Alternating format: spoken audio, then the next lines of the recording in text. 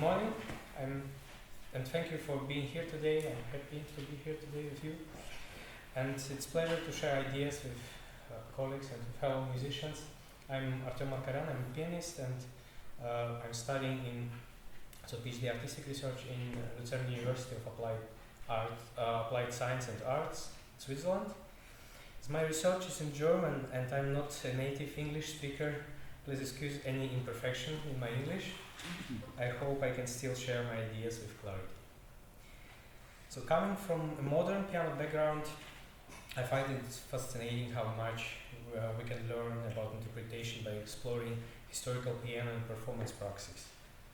Today I will talk about how historical keyboards can shape the interpretation of Anton Reicha's L'Art de varier, a challenging set of variations of early 19th century. This course gives very few performance indications, which give performers a lot of freedom, but also make interpretive decisions more complex. My research looks at how performing this work of instruments of Reicha's time, especially early Viennese fortepianos, can reveal new expressive possibilities and bring us closer to the sound world the composer knew. This presentation has two parts. First, some background on Reicha, L'Art de varier, and instruments that may have influenced his writing. And second, examples from my performance praxis showing how the choice of instrument can shape interpretation. Let's begin with a brief look at Reicha and his L'Art de varier.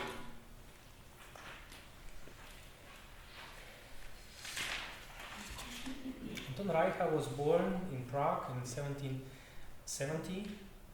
I won't go into his full biography today, but I'd like to highlight the three key periods that I find especially important.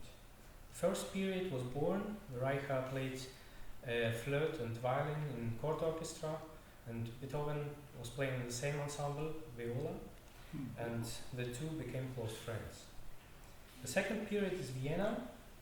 This was a time when he composed L'Art de varier, developed a friendship with Joseph Haydn, and renewed his connection with Beethoven. It's also worth noting that Vienna was one of the main centers of piano development at that time. And finally, the third period was Paris, which became Reicha's home for the rest of his life from 1808. This was the most successful and productive stage for him. He published all his theoretical treatises and taught counterpoint and fugue and conservatoire, and among his students were Franck, Berlioz, Gounod, and Liszt, and many others famous composers.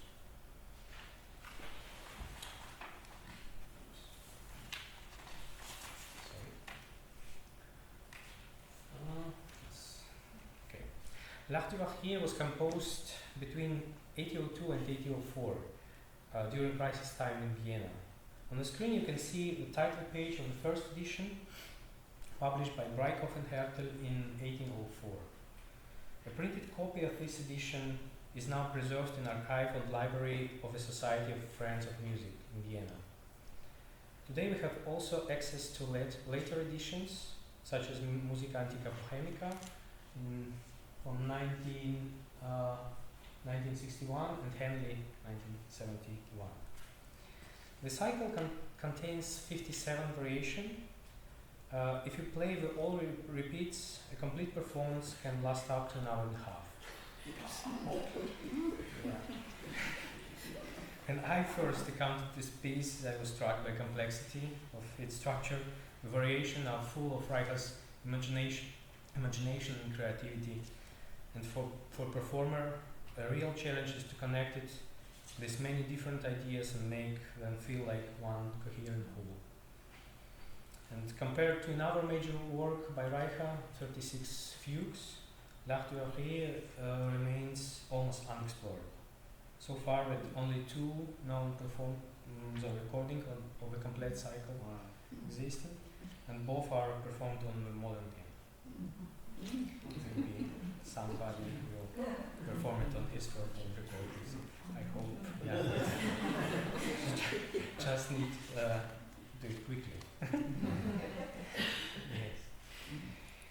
So, the instrument. Now we've looked briefly at the composer and the piece. Let's turn to the instrument. We know that l'art de varier was written for keyboard with range of 5.5 octaves, which was the limit of the most advanced instruments of that time. An interesting clue comes from a letter that Beethoven wrote to his friend Meckel. We see it on the right side, and I read it for you. So Reicha was asked by a piano maker who built his own instrument to convince me to let this maker build a pianoforte for me. And this piano maker is among the best. I've already seen fine instruments from him. Fortunately, Beethoven doesn't name the maker. And with over 200 piano makers active in Vienna in the late 18th and early 19th century, it's impossible to know exactly who was it. So. During this period, Reicha also renewed his friendship with Haydn, whom he met first in Bonn.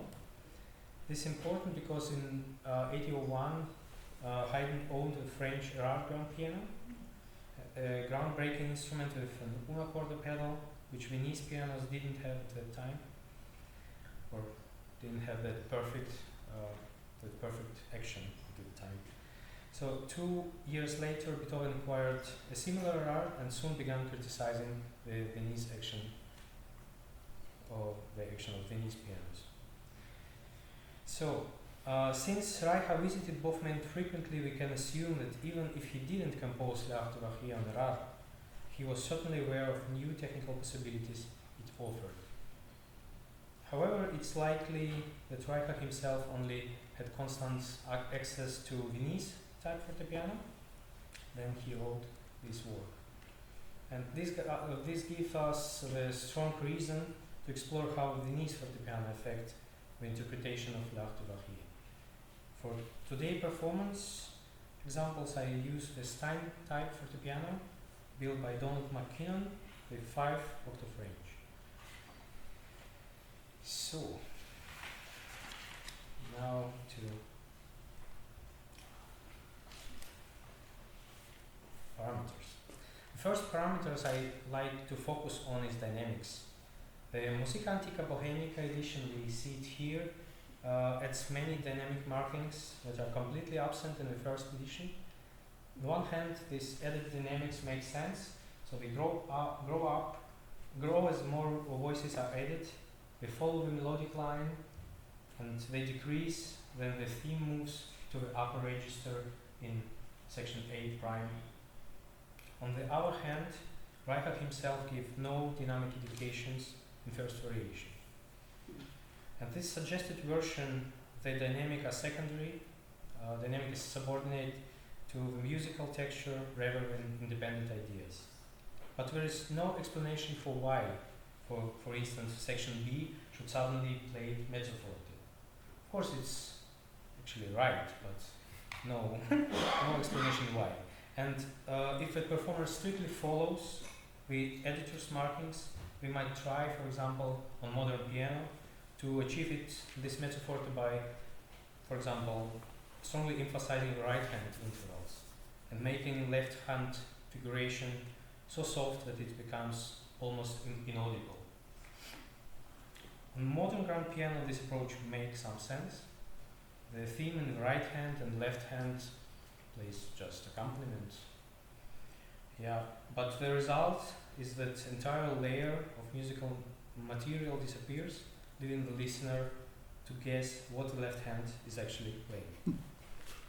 On the fortepiano, this problem doesn't exist because figuration in the lower register, as we heard before, thank you for your examples, so remain naturally audible, giving us a natural mezzo forte. This happens because on historical instruments, the register were less balanced, the upper register was much weaker in sound compared to the powerful bass and even to middle range.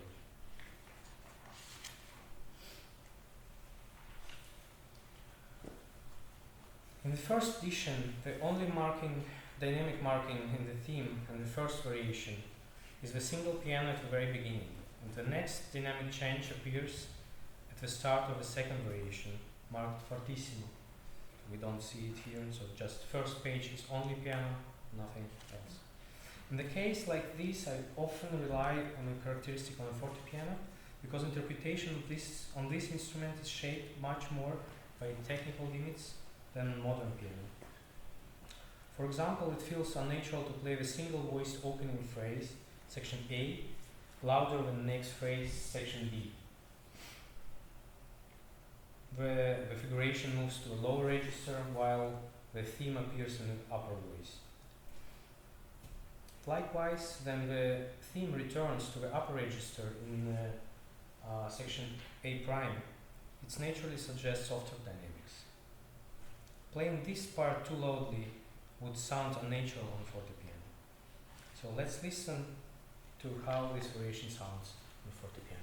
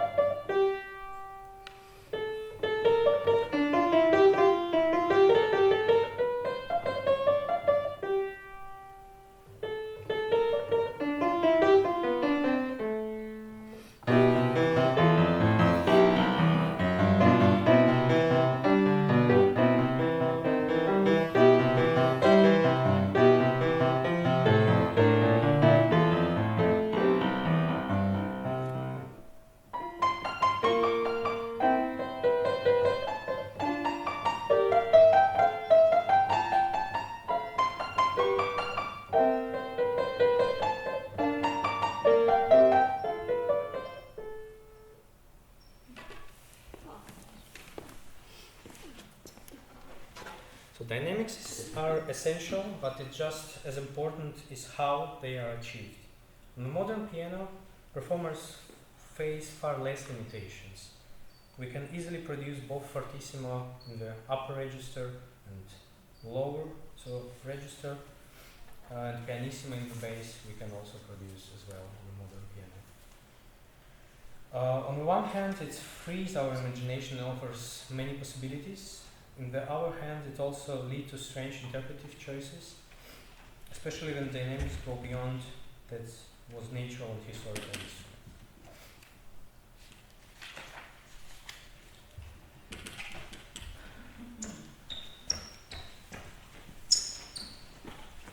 The second parameter I'd like to discuss is tempo. Most of variations of the cycle are written in the main key of F major. However, there are also very distant modulations, with some variations showing such daring tonal plans that very clearly reflect Reicha's imagination and adventurous spirit. He was far from being a conservative composer. For example, variation 22, after just 2 chords, we suddenly find ourselves in G flat major.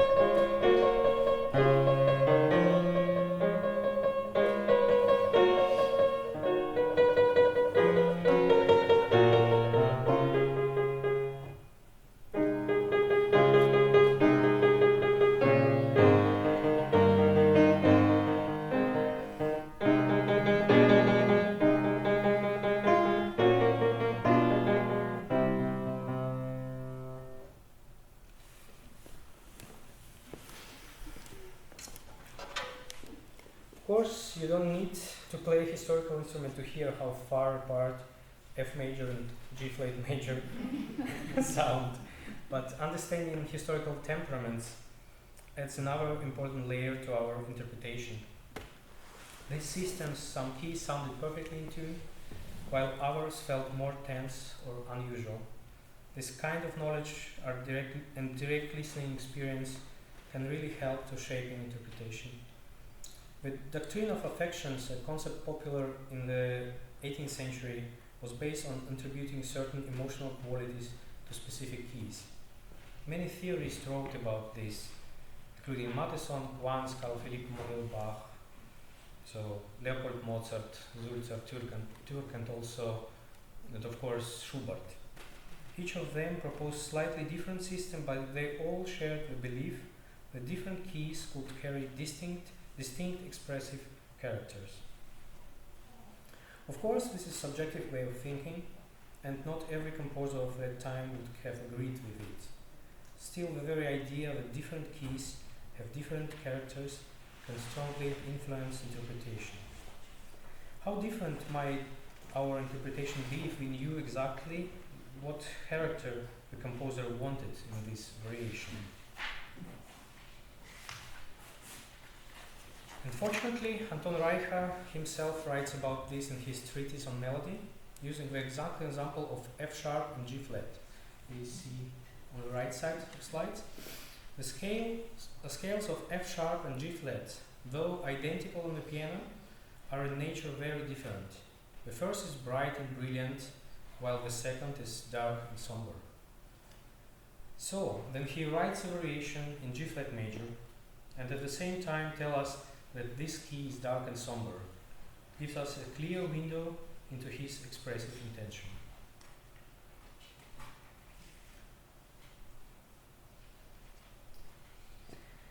Of course, it's not only the instrument itself and its sound, but the deep interpretation. Knowledge of historical playing techniques is also very important. One key example is fingering. Carl Philipp Emanuel Bach, already in the middle 18th century, stressed that good fingering should make even very complex passages look and feel effortless.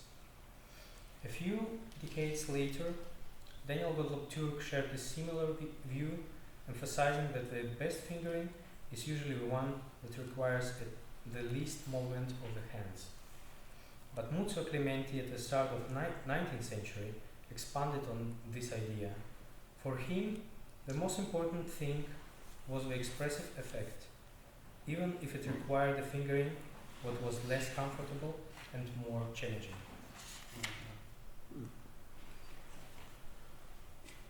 Articulation plays a double role. On one hand, it helps to achieve the expressive effect that Clementi talks about. On the other hand, articulation itself depends on fingering. On the screen you can see three examples from first variation. At the top, the fingering from by Hans Martin Theopold in the Handley edition, and on the bottom my own fingering, which I'm trying to based on the articulation slurs present in the first edition, where of course no fingering was provided at all. Let's first look more closely at the fingering suggested by Hemingway. So the first example, you see the first finger suggested on the note C. This seems to encourage the performer to connect both slurs into one phrase.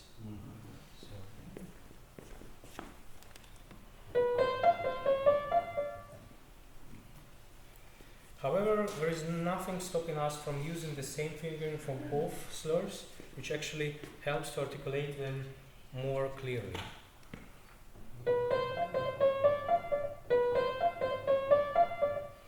And not connect them. Similar situation appear in bar 5. There is a suggested fingering in the left hand, conflict with articulation. This fingering also leads the performer to connect the slurs instead of following the written articulation. So we have fifth finger on C, for example. So it's preparing the next slur. So it's nothing bad, but why we need to take this fingering if we can just use the same fingering, start with the fourth finger. By contrast, in bar 8, the end of the phrase and the slur over 8 notes suggest a connecting fingering. The edition does not provide one. This can be easily solved with an alternative fingering choice. In other words, articulation can point to a correct fingering or reveal that the fingering is not well suited to the music.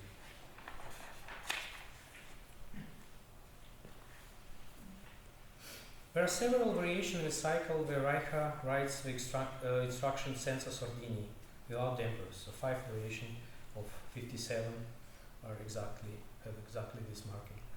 On the Viennese fortepiano, this allows the performer to play an entire variation with the dampers raised from beginning to the end, creating a sustained resonant sound.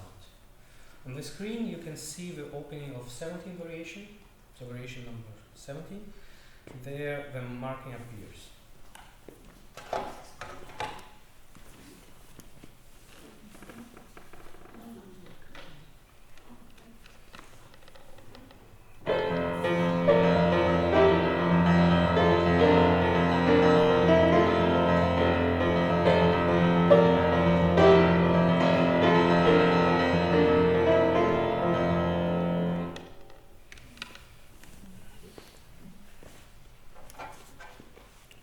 A more famous example of this instruction can be found in the first movement of Beethoven's Sonata Quasi una Fantasia, C-sharp minor, with the marking sempre pianissimo senza sordino.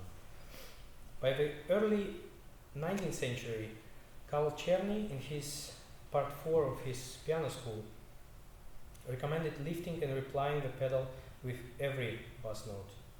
This most likely reflects on the increasing volume and resonance of piano during this period.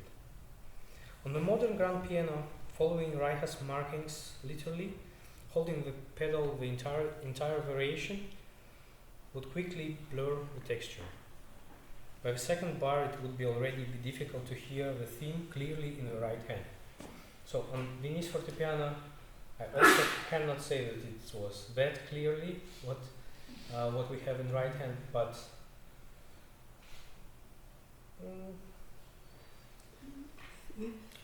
on modern piano we don't have the possibility to hear something after one bar, I think.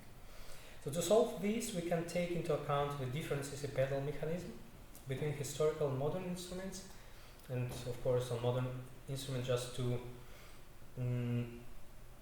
bring sound which we have on historical piano, we can use half pedal or quarter pedal to try to something with our bass register on modern piano and bring it closer to historical pianos. So today I wanted to show how historical instruments and performance practices can open new perspective on work like Reicha's L'Art de Varier. Exploring this instrument doesn't just change the sound, it changes the way we listen and the way we understand the music. For me, this research is not about recreating the past exactly as it was, but about building a dialogue between past and present so that this music can speak for today's audience with clarity and depth.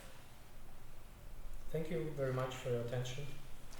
I'd be happy to answer any questions. Thank you.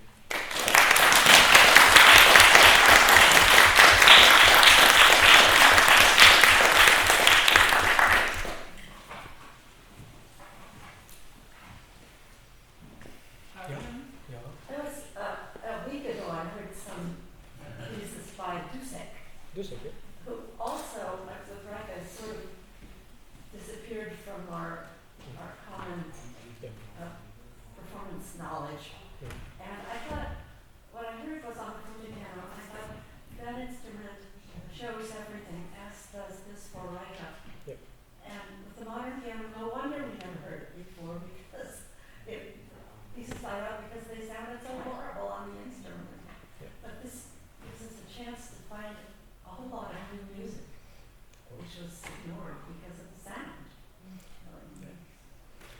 Also, I would say Reicha, if we compare just text, the score from Haydn, Mozart and Reicha, we see we have no that much articulation, for example, that much dynamic science. So markings. This music just need a knowledge from performer and need a lot of more fantasy, more creativity, because you need to make from this scores a music. It's not written with text. It's only notes are in the text. I think it's interesting challenge for performers. Artem, can you speak up a little bit? Yeah, Sorry, we do not have a microphone. Sorry. I think it's interesting challenge for performers, and it's 57 variation. I think a lot of people just have a little bit fear, I would say, to start. But speak about it, play it, and write dissertation about it. I hope it will help a little bit this music. But Reicha also have place in Switzerland. Have place his music in the concert, because he is well known for his brass quintets, so brass music. He's not forgotten, but his piano music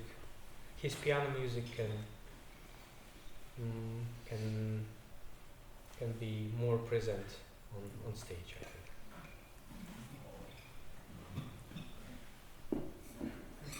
Thank you very much. Thank you.